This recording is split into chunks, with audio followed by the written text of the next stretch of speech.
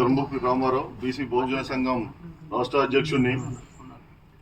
చాపర్తి కుమార్ గాడ్గే గారు, రజక రిజర్వేషన్ పోరాట సమితి రాష్ట్ర అధ్యక్షులు. ఆయన చేస్తున్న పోరాటం కుల జనగణన మీద బీసీలకు 42% రిజర్వేషన్ పెంచాలని చేస్తున్న పోరాటం అత్యంత అద్భుతమైనది. పూర్వం సంత్ గాడ్గే బాబా గారు సమాజంలో ప్రజలందరూ సమానత్వ భావన, ఆర్థిక అసమానతలు అన్ని తొలిపోయి అందరు కలిసి ఉండాలని ఎంతో పోరాటం చేశారు ఆయన. ఇప్పుడు ఈ ఆధునిక సంత్ గాడ్గే బాబా లెక్క మన చాపర్తి కుమార్ సాగన్న కూడా గాడ్గే బాబా లెక్కనే ఇప్పుడు కూడా సమాజంలో మన బీసీ కులాలు అన్ని సోదర భావంగా కలిసి పనిచేయాలని, బీసీలకు కుల జనగణన ఒకటి వస్తే మన బీసీ కులాలు ఎన్ని కులాలలో ఉన్న జనాభా తెలిసి వాళ్లకు అందరికీ సమాన అవకాశాలు, హక్కులు, రాజ్యాంగం తరఫున వచ్చే రిజర్వేషన్లు, వివిధ ప్రభుత్వ పథకాల నుంచి వెళ్ళి వచ్చే రుణాలు అయితేంది, అవకాశాలు అయితేంది, ఇవన్నీ దక్కుతాయని ఆయన ఎంతో కష్టపడి సేవ చేస్తాడు.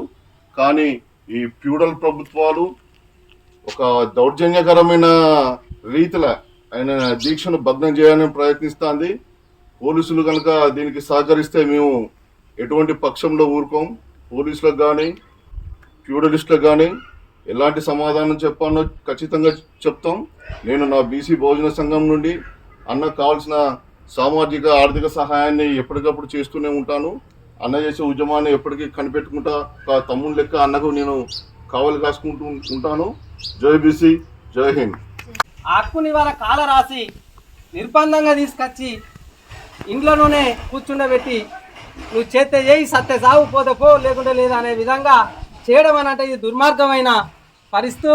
మరి ఇప్పటికైనా తక్షణమే ఈ రాష్ట్ర ప్రభుత్వం ఆలోచించి ఈ యొక్క కుల గణన మీద తక్షణం నిర్ణయం తీసుకొని ఆ రకంగా వీరి యొక్క దీక్షను విరమించే విధంగా ప్రభుత్వ అధికారులే వచ్చి ఈ దీక్షను విరమించే విధంగా ఉండాలని నేను ఈ సందర్భంగా మనం కోరుకుంటున్నాం. వీరి యొక్క దీక్షను అది వారి యొక్క అనారోగ్యానికి గురి కాకముందే ఈ ప్రభుత్వం ఆలోచించాలని సందర్భంగా కోరుతున్నాం. ఇప్పుడు వారికి ఏదైతే తెలంగాణ ఉద్యమాన్ని చేపట్టి ఆ యొక్క తెలంగాణ ఉద్యమం ముందుకు నడిపి తెలంగాణ వచ్చేదాకా పోరాడినటువంటి నాయకుడు మన సోమ రామూర్తి అన్న వారికి దండ వేయవలసిందిగా కోరుచున్నాం. ఈ బీసీ రిజర్వేషన్ గత 2 ఏళ్ల క్రితమే రాహుల్ గాంధీ ప్రకటించిండు. మా ప్రభుత్వం వచ్చేది ఉంటే బీసీ రిజర్వేషన్ మేము ప్రకటిస్తాం, కులగణన చేస్తాం అనేది పదే పదే ప్రతి మీటింగ్లో కూడా చెప్పిండు. కాబట్టి దాన్నే మనం అడుగుతున్నాం. కాకపోతే ఈ స్థానిక సంస్థల ఎలక్షన్ కంటే ముందే దీన్ని ప్రకటించేది ఉంటే స్థానిక సంస్థల్లో బీసీ నాయకులుగా ఎదుగుతారనే ఉద్దేశంతో దీన్ని పెండింగ్లో పెడతానన్నట్టు నేను అనుకుంటున్నా. కాకుండా ఈ ఎలక్షన్ కంటే ముందే గ్రామ పంచాయతీ కానీ స్థానిక సంస్థల ఎలక్షన్ కంటే ముందే కనుక ప్రకటించే ఉంటే మామూలు బీసీ నాయకుడు రాజకీయ నాయకుడిగా ఎదుగుతాడనే ఆలోచనతో రాజకీయ నాయకులు పెద్ద వీళ్ళంతా ఏమనుకుంటున్నారంటే ఇప్పుడు కాదు ఇట్లా జరుపుకుంటే పోయి వచ్చే 5 ఏళ్ల వరకు చూస్తాం కులగణన చేయాలనే ఆలోచన మీద ఉన్నట్టుగా నేను అనిపిస్తుంది. మా తెలంగాణ ఉద్యమ ఆకాంక్ష వేదిక తరపున మీకు ఫుల్గా సపోర్ట్గా ఉంటామని నా మనవి. కాంగ్రెస్ పార్టీ వివిధ సందర్భాల్లో రైతు డిక్లరేషన్, బీసీ డిక్లరేషన్, మహిళా డిక్లరేషన్ అని చెప్పి అనేక వాగ్దానాలు చేసింది.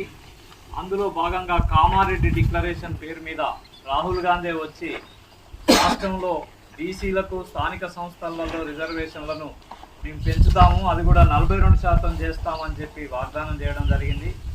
అయితే ఎలక్షన్స్ అయిపోయి ప్రభుత్వం గద్దెనెక్కి ఆ తర్వాత పార్లమెంట్ ఎలక్షన్స్ అయినాయి. ఆ తర్వాత కూడా ఇప్పటికి 5 నెలలు అయిపోయింది.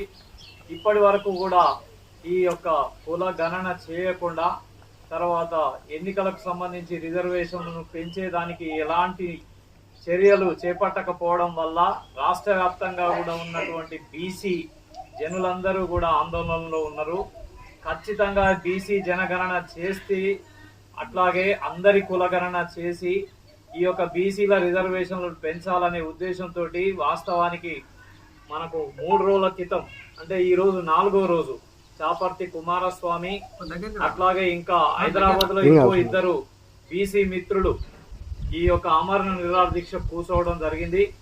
ఆ కూర్చున్న సందర్భంగా రోజుకో దిక్కు ఒక పోలీస్ స్టేషన్ నుండి ఇంకో పోలీస్ స్టేషన్ కు వాళ్ళని తీసుకెళ్లి చాలా ఇబ్బందులకు గురి చేసి చివరికి తీసుకొచ్చి నీది హైదరాబాదు స్థానిక ప్రాంతం కాదు, నీది గీసుకొండ కాబట్టి మీ ఇంటికాన్ని నిన్ను దూలి పడేస్తాం, నువ్వు ఏమన్నా చేసుకో అని చెప్పి పోలీసు వాళ్ళు అర్ధరాత్రి 2 గంటల సమయాన తీసుకొచ్చి ఇంట్లో తోలి పోవడం అనేది చాలా దుర్మార్గమైనటువంటి పరిస్థితి.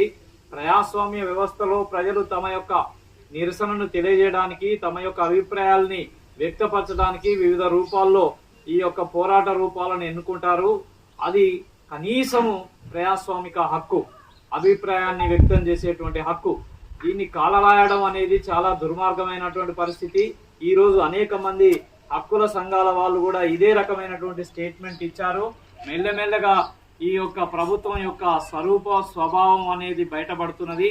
కానీ తొందరగా ఎట్టి పరిస్థితుల్లో కూడా ఈ యొక్క రిజర్వేషన్లు పెంచకుండా స్థానిక సంస్థల్లోకి పోనీయం అనేటువంటి పట్టుదల గ్రామీణ ప్రాంతాల్లో ఉన్నటువంటి జనాలందరికీ వచ్చింది. కాబట్టి తక్షణమే ప్రభుత్వం ఒక నిర్ణయం తీసుకొని ప్రకటన చేసి స్పష్టంగా ఈ యొక్క జనాభా కులగణన చేస్తాం, అట్లాగే బీసీల రిజర్వేషన్లు పెంచుతాం అనేటువంటి వాగ్దానం చేయడానికి పూనుకోవాలి. అప్పటిదాకా చాపర్తి కుమార్ గారు రాష్ట్ర రజక రిజర్వేషన్ పోరాట సమితి అధ్యక్షులు ఈ యొక్క ఆమరణ నిరాహార దీక్ష కొనసాగిస్తున్నారు. దానికి మేమంతా కూడా సంఘీభావం చెప్పడానికి ఇక్కడికి వచ్చినాము. అనేక మంది అనేక సంస్థల తరపున అతడు తన యొక్క నిరాహార దీక్ష కొనసాగించాల్సిందిగా, దిగ్విజయంగా ఇది ముందుకు సాగాల్సిందిగా నా తరపున నేను కోరుతున్నాను. Thank you. జై బీసీ. జై బీసీ.